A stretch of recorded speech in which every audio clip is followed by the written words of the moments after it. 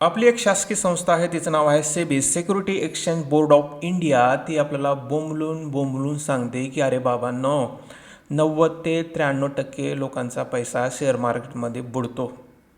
चक्क बुडतो तर गमावतात. फक्त 7 ते 8% लोक प्रॉफिट कमवतात.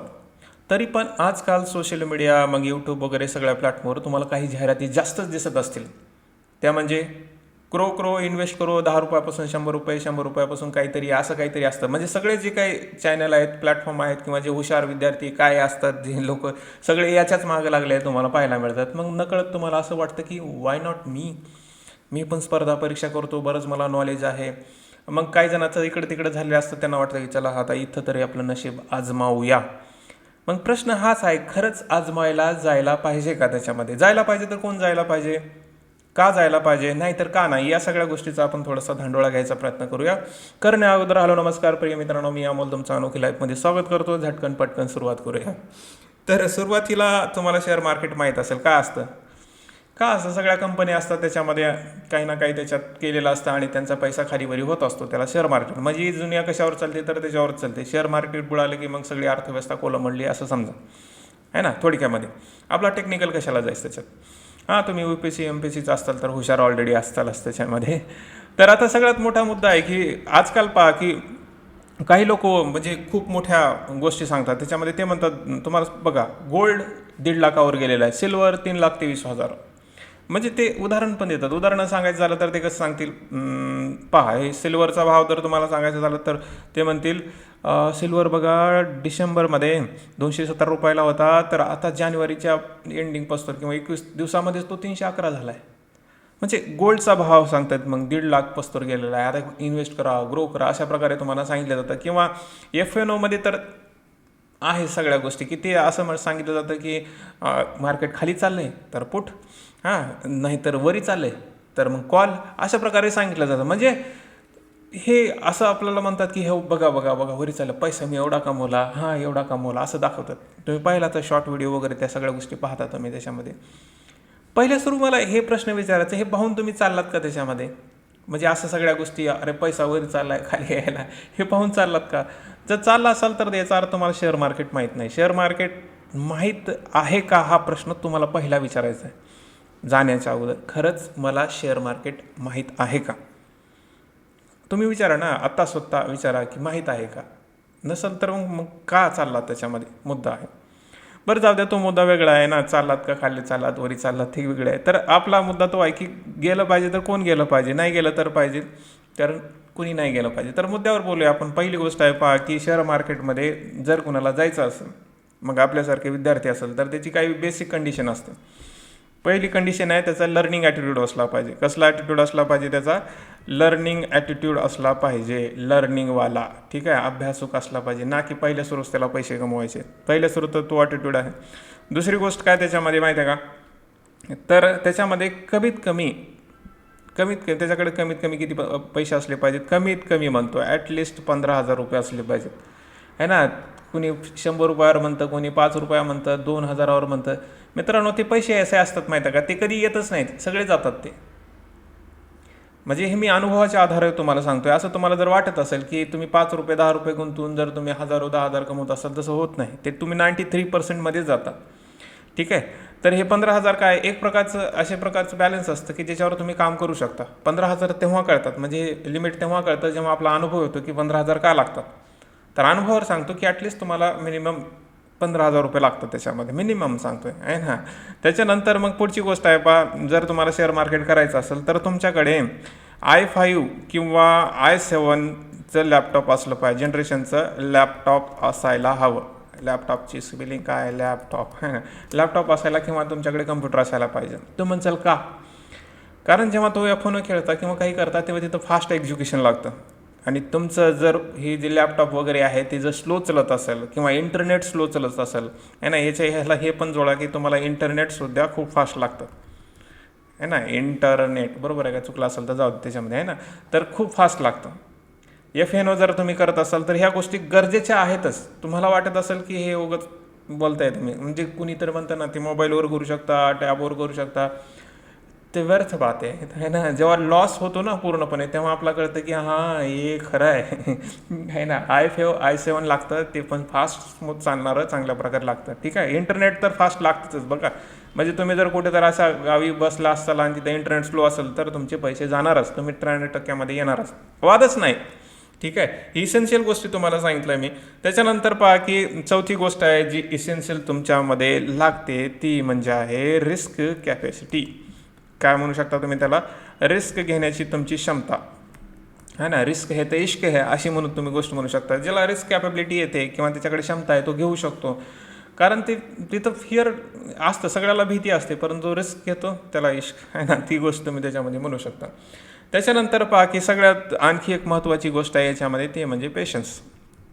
काय पेशन्स का लागतात माहिती आहे का. प्रत्येक वेळेला तुम्हाला शेअर मार्केट खेळायचं नसतं. म्हणजे तुम्ही आता 9:30 सपोज की बसलात तुम्ही आणि 3:30 पासून बसणार आहात, 6 घंटे 6.5 घंटे बसणार आहात त्याच्यामध्ये, तर का तुम्हाला एक एक मिनिटाला काही मार्केट खेळायचं आहे का, नाही ना. तुम्हाला वेट अँड वॉच करायचं असतं, पेशन्स लागतो है ना. तुम्ही जर असं करत असाल, एखादा घंटा बसत असाल आणि त्याच्यामध्ये काहीतरी करत असाल, तर तिथं पण तुम्ही जाणार. कुठलीही बी गोष्ट करण्यासाठी आपण म्हणतो ना प्रॅक्टिस. जसं की तुम्हाला UPSCमध्ये कुठलं तर पद पाहिजे, काहीतरी पाहिजे आहे ना, MPSCमध्ये काहीतरी पाहिजे, त्याच्यामध्ये तुम्ही किती अभ्यास करता का नाही, तरी पण त्याचा रिझल्ट काय आहे, रिझल्ट काय त्याचा तुम्हालाच माहिती आहे ना. म्हणजे इतके आपण अभ्यास करतो 6, 7, 8 घंटे आणि तरी पण तो रिझल्ट तसा येत नाही आहे. तर शेअर मार्केटमध्ये तुम्हाला असं का वाटतं की तुम्ही 1 घंटा बसला म्हणजे लाखोची कमाई करता ना. पेशन्स लागतात, इथं अभ्यास करावाच लागतो, म्हणजे अभ्यासाशिवाय पर्याय नाही आहे. म्हणजे या कमीत कमी गोष्टी तुम्हाला सांगितल्यात मी. तुमचा ॲटिट्यूड हा लर्निंगवाला असलाच पाहिजे, कारण काय म्हणतात त्याच्या, कधी लर्निंगवाला नसेल तर पैसे गेले की तुम्ही तिथंच बसता, अरे माझे गेले काय करू असं. आणि त्याच्यानंतर मग हे पैसेच परत येत नाहीत, मग परत आल्यानंतर पुन्हा ते एक रिवेंज मोड असतो है ना. रिवेंज मोड असतो तो, म्हणजे माझे गेलेले परत मिळवीन अशा प्रकारचे असते, ग्रीड असते है ना. थोडे येऊ लागले तर जास्त मिळाले पाहिजेत. ह्या बऱ्याच गोष्टी आहेत ज्या तुम्हाला शेअर मार्केटमध्ये पाहायला मिळतात त्याच्यामध्ये. परंतु ॲटलिस्ट एवढ्या तरी गोष्टी असाव्या, तुमचा ॲटिट्यूड तसा असला पाहिजे, कमीत कमी तुमच्याकडे बॅलन्स असले पाहिजेत, आणि हे पैसे असे असले पाहिजेत 15,000 गेले तरी बी तुम्हाला पर्वा नाही आहे त्याची. काय म्हणतो, गेले तरी बी त्याची बिलकुल पर्वा नाही आहे, इतकी तुम्हाला ती स्टेबिलिटी असली पाहिजे. ठीक आहे, ह्या सगळ्या गोष्टी असाव्यात. तुम्ही म्हणसाल की सर मग ह्या सगळ्या गोष्टी तर त्या आहेत की ज्याच्याकडे भरपूर पैसा आहेत. मित्रांनो, ही तर गरिबी श्रीमंतीची गोष्ट नाही आहे, हे आहे टेक्निकली गोष्टी. ठीक आहे, हा शेअर मार्केटचा गोष्ट आहे. कारण ते तुम्ही असं म्हणू शकता की गरिबासाठी संधी नाही का, आहे, परंतु गरीब पैसे बुडवणारच मग त्याच्यामध्ये आहे, ते तो गमवणारच झाला याच्यामध्ये. ठीक आहे, तर आता ही गोष्ट झाली यसची आहे ना. आता त्याच्यामध्ये नोची गोष्ट काय आहे, म्हणजे कुणी हा जो भाग आहे तो नाही केला पाहिजे. कोणी नाही केला पाहिजे, तुम्हाला काय वाटतं कोण नाही केला पाहिजे. म्हणजे वरच्या तर गोष्टी आल्या, ज्याच्याकडे ॲटिट्यूड लर्निंग नाही आहे, 15,000 रुपये नाही तर आहे ना, तो लॅपटॉप वगैरे नाही, त्याचं नाही, तर पहिले सुरू तर पहा की हे सोडून सुद्धा आणखी काही गोष्टी ज्याची जी इकॉनॉमिक कंडिशन आहे ना ती अनस्टेबल आहे ना. ज्यांची इकॉनॉमिक कंडिशन खरंच चांगली नाही त्यांनी याच्या फंद्यात पडायचंच नाही. याच लोकांना अगोदर जास्त ही असते बरं का. म्हणजे काही लोक मोठे श्रीमंत काय झाले माहिती आहे का, गरिबी लोकांचा फायदा घेऊन. कारण गरिबाला फिअर असते, भीती असते की आपण पुढं नाही केलं तर काय होईल. आणि हे जे म्हणजे आपल्याला कुणा गरीब श्रीमंताला भेद नाही करायचं, परंतु तुम्हाला हे सांगते, हे गणित आहे. तुम्ही कधी पण विचार करून पहा की काही लोक श्रीमंत का झाले, कारण काय, कुणाचे पैसे तर घेतले असतील ना त्यांनी, घेतले कुणाचे मग, ज्यांना भीती जास्त असते है ना, ज्यांनी पैसा लावतात, एका दिवसात करोडपती बनण्याचा विचार करतात, ते लोक असतात, त्यांच्याकडून पैसा कमवलेला असतात त्यांनी. म्हणजे आपणच असतो ते आपणच पैसा देत असतो त्यांना, कळतं ना. ज्यांची अनस्टेबल कंडिशन आहे त्यांनी याच्यामध्ये जायचं नाही आहे, कारण ते पुन्हा आणखी जास्तच अनस्टेबल होतं. त्याच्यानंतर मनी हा ज्यांचा विकनेस आहे, म्हणजे मनी विकनेस म्हणजे काय म्हणू शकता तुम्ही. मनी विकनेस म्हणजे कळतं ना तुम्हाला, नाही ना कळत. ज्यांना पैसा देऊ वाटत नाही, ज्यांच्या हातातून पैसा सुटत नाही हे ना, असतात ना काही लोक, म्हणजे आपण म्हणतो ना चिंगूस आहे, ह्याच्यातून पैसा सुटत नाही, अशा प्रकारचे लोक. किंवा तुम्ही जर बाटेला गेलात तर तो तेवढे पैसे काय खर्च करत नाही, अशा प्रकारचे लोक. किंवा ज्यांचा हा स्वभाव असतो, हा चुकीचा वगैरे नाही आहे मित्रांनो, असं समजू नका, परंतु ज्यांचा स्वभाव आहे की ज्यांच्या हातून पैसा सुटत नाही त्यांनी जाऊच नाही याच्यामध्ये. कारण तुमचे थोडे जरी पैसे गेले ना, तुमची मानसिक स्थिरता खूपच खराब होते, अस्थिरता येते, तुम्हाला टेन्शनच यायला लागतं. काही लोक तर सुसाईड बी करतात, इकडे डिप्रेशनमध्ये जातात, बरंच गोष्टी होतात. ज्याचा मनी विकनेस हा पॉईंट आहे ना, तर त्यांनी याच्यामध्ये बिलकुल पण यायचं नाही. त्याच्यानंतर दुसरे आणखी आहेत ज्यांनी ज्याच्यामध्ये जायचं नाही, ज्याच्याकडे टाईम नाही आहे.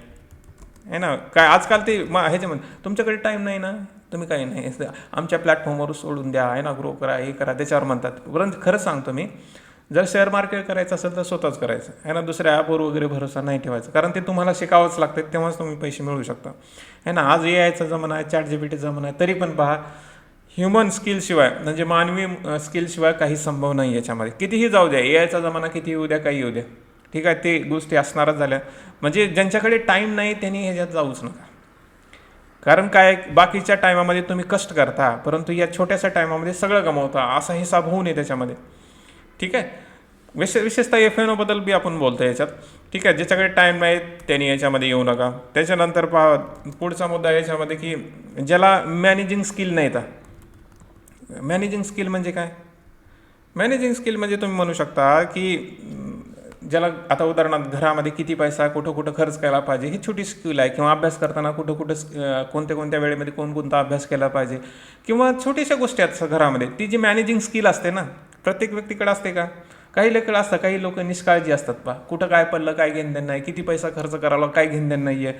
म्हणजे हे व्यक्तिमत्वाचा एक गुण असतो जो मॅनेज करतो. तू जर मॅनेजिंग स्किल तुम्हाला नसेल तर ह्याच्यात तुमचं काहीच काम नाही आहे.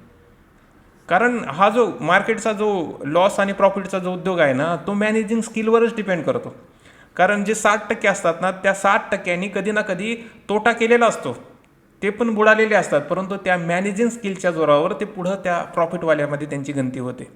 ठीक आहे, हे जरूर लक्षात ठेवा. ज्याच्याकडे मॅनेजिंग स्किल नाही, हे स्वतःचा व्यक्तिमत्व गुण असतो. असं म्हणू नका की मी पुन्हा शिकतो म्हणून, आहे ना. ही मॅनेजिंग स्किल तुमच्याकडे असले पाहिजे, तेव्हा तुम्ही ती करू बी शकता. ठीक आहे, कारण लॉस बी झालं तर तुम्ही रिकवर करता, परत त्याच्यासाठी मॅनेजिंग स्किल असली पाहिजे. ओके. आणि ज्याला रिस्क घ्यायला आवडत नाही त्याचं याच्यात काही कामच नाही. ठीक आहे, कारण रिस्क घ्यावंच लागतं आहे. विदाऊट रिस्क नथिंग पॉसिबल, म्हणजे इथं काहीच नाही त्याच्यामध्ये. तर ह्या काही गोष्टी आहेत मित्रांनो, बोलण्यासारखं तर भरपूर आहे शेअर मार्केटविषयी की असं करता येतं तसं करता येतं, परंतु ह्या काही गोष्टी आहेत ज्या विद्यार्थ्यांनी लक्षात घ्यायला पाहिजे, किंवा आपल्या हे जे ऐकतात माझे मित्र वगैरे त्याच्यानी लक्षात घ्यायला पाहिजे की आपल्याकडे जर या गोष्टी नसतील तर खरंच जायचं नाही. जे आहे तेवढंच समाधान माना, आहे ना. जीवन काय हजारो वर्ष आपलं चालणार नाही, आहे ना. आपला काही म्हणजे लय दिवसाचा भरोसा नाही आहे. त्याच्यामुळं किती जरी पैसे कमवलात तरी तुम्ही त्याला काय हजारो सालवर ठेवून मग तुम्ही बी जगणार, ती वेगळी गोष्ट असते. तर आपला भरोसाच नाही आहे तर आहे त्या पैशात खाऊया ना, पिऊया, मस्त राहूया, त्याच्यामध्ये काय अडचण आहे आपल्याला. ठीक आहे. आणि कमवायचं असेल तर या गोष्टी असेल तर कमवा, नाही तर दुसरा मार्ग घ्या. परंतु शेअर मार्केटमध्ये विनाकारण येऊ नका, आहे ना. कारण हे कसं असतं माहिती आहे का, आपण म्हणजे जीवतोड मेहनत करत असतो प्रत्येक गोष्टीसाठी, काही ना काही आपला हा मुद्दा असतोच की हे करायचे ते करायचे, परंतु छोटीशी गोष्ट वाईट घडली की मग सगळं ते जे आपण बिल्डिंग बनवलेली असते ना सगळे ढासळून जाते. तर हे शेअर मार्केट पण तसंच आहे. तुम्ही पैसा एकीकडे खूप दिवसांनी कमवलेला असतो आणि तो एका दिवसामध्ये जातो, एका मिनिटात जातो खरं तर. कारण हे जे सगळं चालतं ना ते एका मिनिटामध्ये असतं. एक्झिक्युशन जर तुमचं चुकलं, सगळं चुकलं. तर हे मी सांगितलं त्यांना समजलं असेल तर चांगली गोष्ट आहे. परंतु लक्षात घ्या की हे जे करण्यासाठी ज्या बेसिक स्किल लागतात, बऱ्याच गोष्टी ज्या लागतात त्या अगोदर तुमच्याकडे असायला पाहिजेत. म्हणजे शेअर मार्केट नेमकं काय आहे हे तुम्हाला समजलं पाहिजे.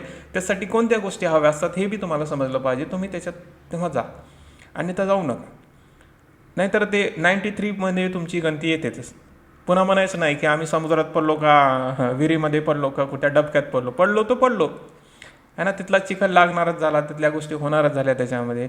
जर लागायचं नसेल तर अगोदर समजून घ्या, हे तलाव आहे, समुद्र आहे, डोह आहे की त्याच्यात पाणी कसं आहे, कशा प्रकारे केलं पाहिजे, मग कसं मला त्याच्यावर जगता येईल, तरता येईल, काही का असणं त्याच्यामध्ये समजून घेण्याचा प्रयत्न करा. तेव्हाच तुम्ही त्याच्यामध्ये राहू शकता. म्हणजे शेअर मार्केटमध्ये जाण्याच्या अगोदर डोळे उघडा.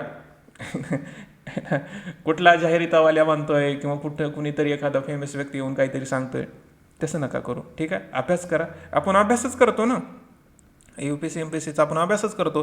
तुम्हाला करायचं असेल तर एखादा घंटा देऊन बघायचं. अरे चला एखादा दुसरा बिझनेस म्हणून एखादा घंटा अभ्यास करून पाहायचं. केल्यानंतर तुम्हाला कळतं, आहे ना. हां, मग काय हे शक्य आहे, काय शक्य नाही. ठीक आहे. तर हे शेअर मार्केटबद्दल बोलणं होतं, आहे ना. बाकी तर तुम्हाला बऱ्याच गोष्टी सांगता येतात, हे आहे तसं आहे, ते काही कामाचं नाही आहे. ठीक आहे, फक्त हे आपल्यासाठी एक जागरूकता म्हणून, अवेअरनेस म्हणून. तर इथंच थांबूया. थोडक्यात कळलं असेल तुम्हाला, आहे ना. तोपर्यंत तुमची काळजी घ्या, स्वतःवर प्रेम करा. धन्यवाद मित्रांनो.